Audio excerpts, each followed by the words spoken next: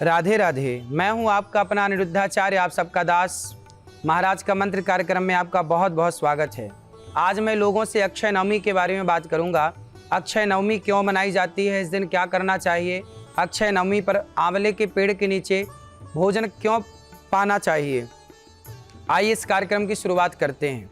आज का उपाय, आज लक्ष्मी और भगवान विष्णु को कैसे प्रसन्न करें इस पर बात करेंगे। शास्त्रों के अनुसार आंवला का पेड़ जो होता है उसके नीचे प्रसाद जरूर बनाना चाहिए।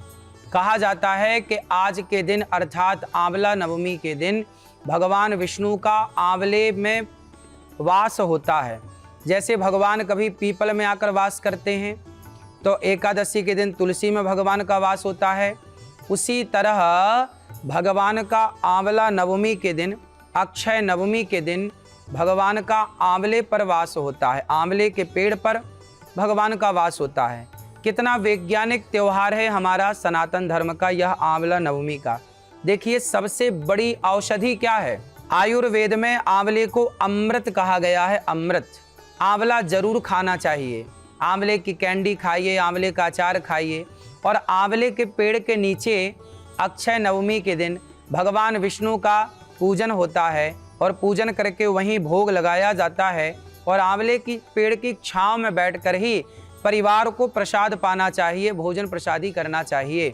जब आप अपने परिवार के साथ बैठ के वहाँ भोजन करेंगे तो आपके घर में प्रेम बढ़ेगा, आपके घर में समृद्धि बढ़ेगी। और अक्षय नवमी के दिन किया गया कोई भी पुण्य कार्य अक्षय है, जिसका कभी क्षय नहीं होता, अर्थात जिस पुण्य का कभी नाश नहीं होता। तो आप भी इस पुण्य की श्रृंखला से अपने आप को जरूर जोड़ें और अक्षय नवमी के दिन भगवान विष्णु की आराधना अवश्य करें। और एक आंवला रोज खाने का संकल्प लें। बच्चों को खिलाएं, परिवार को खिलाएं। आंवला अमृत से भरा हुआ है, नाना प्रकार की औषधीय गुणों से परिपूर्ण है।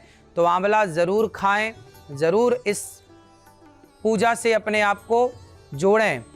ऐसा करने से अक्षय फलों की प्राप्ति होती है। माना जाता है कि अगर भोजन में आंवले की पत्तियां गिर जाएं तो भगवान विष्णु का आशीर्वाद प्राप्त होता है।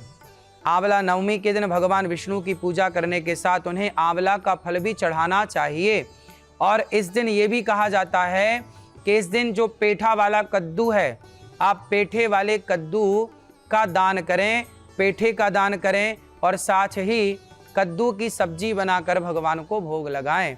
कद्दू का प्रसाद भगवान जी को लगाएं। उस दिन बड़े प्रेम से देसी घी की पूड़ियाँ बना करके, बढ़िया सब्जी बना करके, खीर बना करके भगवान को अर्पित की जाती हैं और प्रेम से भगवान के प्रसाद को सपरिवार ग्रहण करते हैं। आज का विषय है अक्षय नवमी का महत्व और कथा। कार्तिक शुक्ल पक्ष की नवमी, दशमी और एकादशी जो भगवान विष्णु की त्रिरात्रि कहलाती हैं। इन 3 रात्रियों में भगवान का पूजन, भगवान का ध्यान, व्रत करने से मनुष्य को आयुष, आरोग्यता और लक्ष्मी की प्राप्ति होती है। धन धान्य में सुख समृद्धि होती है। इसलिए अक्षय नवमी वाला जो महत्व है वह व्रत करने के साथ साथ भगवान की पूजा करने का भी विधान है।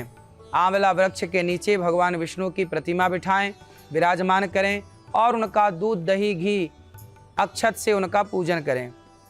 मनुष्य को सुख, शांति, समृद्धि देने वाला, आरोग्यता देने वाला यह सुंदर सा त्यौहार है।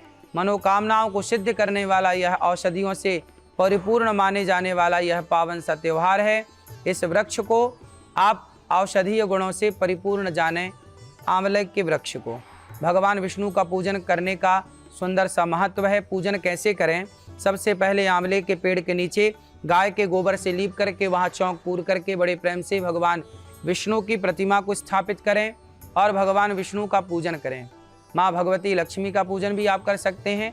भगवान विष्णु को सबसे पहले जल से स्नान कराएं, फिर दूध से, फिर दही से, फिर घी से, फिर शक्कर से, फिर शहद से स्नान कराएं। भगवान विष्णु को सुंदर से वस्त्र पहनाएं, उनका श्रृंगार करें, सुंदर से पुष्प चढ़ाएं। तुलसी 11 बार, तुलसी 11 पत्ते तुलसी के भगवान को चढ़ाएं। और जो आंवले के पत्ते हैं, आंवले के पत्ते भी भगवान विष्णु को चढ़ाएं और बड़े प्रेम से भगवान से कहें कि हे प्रभु, जैसे आप अक्षय नवमी के दिन इस आंवले पर विराजे हैं। हे प्रभु, मेरे मन मंदिर में भी आप विराजें और फिर कभी ना जाएं मेरे मन मंदिर से। इस तरह भगवान की आप उपासना करें, भगवान की आप पूजा करें। आज का समाधान, आज की पूजा से कौन से संकट दूर होंगे। आंवला नवमी के दिन दान पुण्य करने का काफ़ी महत्व है। इस दिन ज़रूरतमंदों को, गरीबों को, दीन दुखियों को आप भोजन प्रसादी कराएं, वस्त्र दें, अन्न दान करें। और जब आप किसी दूसरे के होंठों में प्रसन्नता भरते हैं तो आपकी होंठों में भी प्रसन्नता भरती है। इसलिए गौरी गोपाल आश्रम में जो हमारी वृद्ध माताएं रहती हैं, आप वृंदावन आएं, गौरी गोपाल आश्रम में वृद्ध माओं का दर्शन करें, आप अपने हाथ से उन्हें भोजन कराएं। और अक्षय नवमी का ये पावन पर्व है, उन वृद्ध माओं को आप जब रोटी देंगे, यहाँ चल रही अखंड रसोई की सेवा से, संतों की सेवा से जब आप जुड़ेंगे और सबको जब आप अन्न दान देंगे तो निश्चित ही आपका धन धान्य कई गुना बढ़ेगा। इसलिए किसी दीन दुखी को भोजन जरूर कराएं, प्यासे को पानी जरूर पिलाएं। जब आप किसी की हेल्प करते हैं, मदद करते हैं तो निश्चित ही भगवान आपकी मदद करते हैं। तो आंवला नवमी के दिन आंवला का सेवन जरूर करें। इस दिन आंवले का सेवन करना भी सुख समृद्धि को देने वाला है। इस दिन आंवले का दान भी किया जाता है। आप आंवले का दान भी कर सकते हैं, आंवला देते हैं। आंवला भगवान को चढ़ा सकते हैं, भगवान को भी समर्पित किया जाता है। आज का वार्तालाप, वैशाली से नीतीश झा का सवाल है, जैसे गौतम बुद्ध तपस्या करके ज्ञान को प्राप्त किए, क्या वैसे आज के दिनों में भी संभव है? मार्गदर्शन करें। हाँ, गौतम बुद्ध ने तपस्या करके क्या जाना? उन्होंने यही तो जाना कि सब में ईश्वर है, सब में भगवान है, सब जगह ईश्वर है, सबको मरना पड़ेगा, इसलिए सदा हैप्पी रहो, प्रसन्न रहो, यही तो जाना। और क्या जाना? यही तो आपको भी जानना है कि सब जगह ईश्वर है। हमारे ऋषि मुनि तो ऐसे, कितने ऋषि मुनियों ने ये सब ज्ञान अर्जित किया, कितने जान गए, और आज भी इस ज्ञान को जानने वाले बहुत लोग हैं। सब में ईश्वर है, ये जान लो और मान लो। क्या है, कुछ लोग जान तो जाते हैं कि सब में ईश्वर है, आप भी जानते हैं कि सब में भगवान है, क्या मान पाते हैं? आज मानने वालों की कमी है बेटा, इसलिए मानो। कण कण में ईश्वर, तुलसीदास जी यही तो कहते हैं, सिय राम मैं सब जग जानी, निज प्रभु मह देखहीं, जगत कहीं सन करहीं विरोध। वेद वाक्य कहते हैं सर्वम खलविदम ब्रह्म, तो सब जगह ईश्वर है, पर जान लेने से ना होगा, मानना पड़ेगा। इसलिए मानो, तो जो मान लेता है वो महान हो जाता है, बड़ा बन जाता है। तो मनुष्य की इच्छा शक्ति प्रबल हो, माना शक्ति प्रबल हो, आत्मविश्वास हो, ईश्वर के ऊपर श्रद्धा, तो सब कुछ संभव है यदि श्रद्धा है तो। ज्ञान प्राप्ति करने का मुख्य मार्ग, ज्ञान प्राप्त करने का जो विशेष मार्ग है वो शास्त्रों का अध्ययन करना, सत्संग करना, भगवत चिंतन करने से ही ज्ञान प्राप्त होता है। मनुष्य वर्तमान में आता है और जब तक अपने वर्तमान में आप नहीं स्थित होते तब तक आपको किसी प्रकार का बोध नहीं होगा। आप अपने वर्तमान में स्थित रहिए, प्रेजेंट को पकड़िए। आपका क्या मन भगवान में लग पा रहा है? क्या आप ईश्वर से कनेक्ट हो पा रहे हैं? यदि आज मन भगवान में लगा तो कल भी संभावना है, आज ही नहीं लगा तो कल क्या संभावना। इसलिए अभ्यास, धीरे धीरे आप मन को लगाते रहिए, भगवान से जोड़ते रहिए, निश्चित आपके जीवन में आनंद बरसेगा। मन को कंट्रोल करने के लिए क्या करें कि आप धीरे धीरे अपने मन को केंद्रित करें। विधान कहता है कि सबसे पहले अपने नाक के अग्रभाग को देखें अपनी आँखों से, और आँखों को केंद्रित कर दें नाक के अग्रभाग में। फिर धीरे धीरे आप अपने नेत्रों को बंद करके अपने भीतर के अंतः मन में, अंतर मन में आप भगवान के सुंदर से स्वरूप का, कि भगवान की आँखें कैसी, भगवान विष्णु के हाथ कैसे, उनके हाथ में शंख चक्र कैसे, उनके एक एक अंग का, जब आप पावन उनके अंगों का ध्यान करते हैं तो आपका मन बहिर्मुखी से अंतर्मुखी हो जाता है। आज के देवी देवता में आज भगवान विष्णु जी की बात करेंगे। भगवान विष्णु के 4 हाथ हैं, चतुर्भुज रूप में भगवान शंख चक्र गदा पद्म लेकर के प्रकट होते हैं। भगवान के चतुर्भुज में जो शंख, एक हाथ में शंख है, उसकी महिमा विजय की है। चक्र, जो आपके जीवन में आने वाला संकट है वो भगवान का चक्र लेकर के भगवान आते हैं।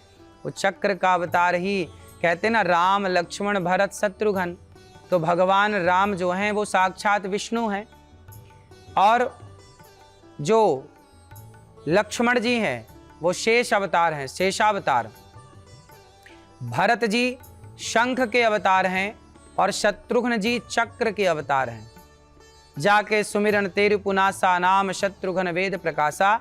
शत्रुघ्न जी चक्र के अवतार हैं, इसलिए भगवान विष्णु के जो चतुर्भुज हैं, एक हाथ में शंख चक्र गदा और एक हाथ में कमल।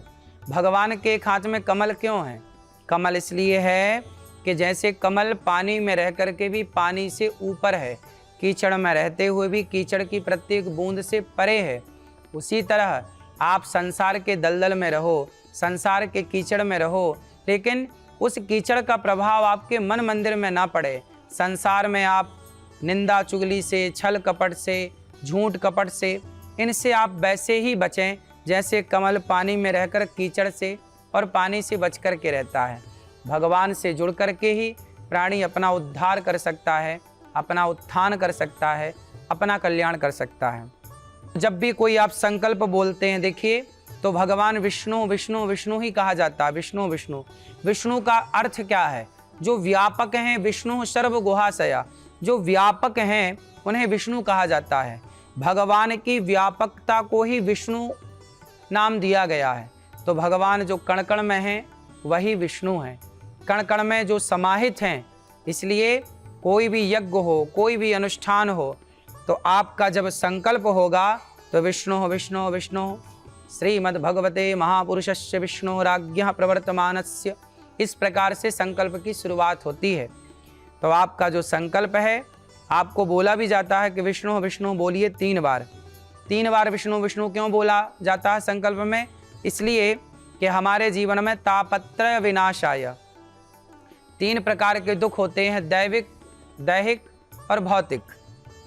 तो तीनों प्रकार के दुख दूर हो जाएं, इसलिए एक बार के विष्णु कहने से दैहिक दुख दूर हो जाता है, एक बार के विष्णु कहने से दैविक दुख दूर हो जाता है, और एक प्रकार के विष्णु, एक और नाम लेने से भगवान विष्णु का भौतिक दुख दूर हो जाता है। तो दैहिक, दैविक, भौतिक तीनों प्रकार को दुखों से हम मुक्त हों, इसलिए 3 बार विष्णु विष्णु विष्णु कहने की परंपरा है। तो आप लोग भी भगवान विष्णु की उपासना शामला नवमी के दिन खूब प्रेम से करें, भगवान का पूजन करें, कीर्तन करें, सबको बुलाएं और प्रेम से आंवला के पेड़ के नीचे थोड़ा कीर्तन करें। प्रेम पूर्वक कीर्तन करने से आपका वातावरण, आपके मन का वातावरण ठीक होता है, पॉजिटिव होता है और आप प्रसन्न होते हैं। इसलिए आपके जीवन में सब कुछ आए, धन धान्य की वृद्धि हो, आपके जीवन में यश कीर्ति बढ़े, इसके लिए भी आपको आज फुटपाथ पे ज़रूर जाना चाहिए। फुटपाथ पे जो गरीब परिवार के बच्चे सोए पड़े हैं, भूखे हैं, उन्हें अपने हाथ से कुछ खीर बना के खिलाओ, कुछ मिठाई उनको बांटो। बच्चे हैं, कपड़े नहीं हैं तो उन्हें कपड़ों का दान दो। भूखे प्यासे हैं तो उनका उस प्रकार से ख्याल रखें। और जब आप किसी गरीब के, दीन दुखी के पास बैठते हैं, समय व्यतीत करते हैं, जब उसे आप प्रसन्न करते हैं, तो उसकी प्रसन्नता से ही भगवान की प्रसन्नता होती है। भगवान डायरेक्ट कभी नहीं खाते।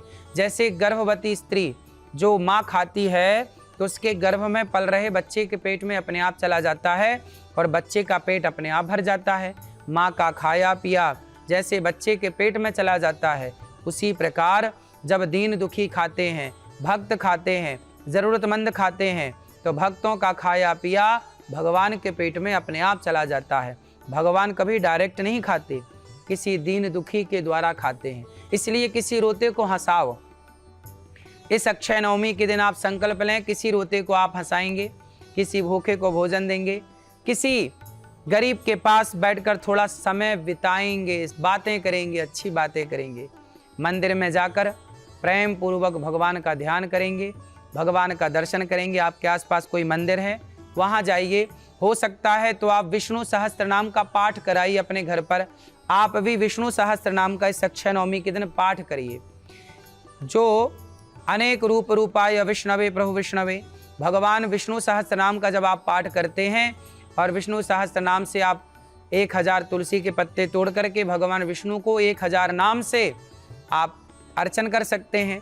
ये बहुत शुभ कार्य होगा, आपका दिन मंगलमय होगा, आपके जीवन में नाना प्रकार के कष्ट टलेंगे सुख शांति समृद्धि का एक प्रवेश होगा।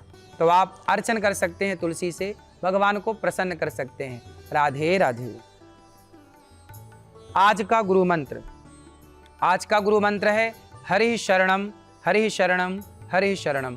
आप हरि शरणम का हरि अर्थ है कि हे प्रभु हमारे दुखों को हर लो। जो सारे दुखों को कष्टों को हर लें उनका नाम हरि है, उनका नाम विष्णु है।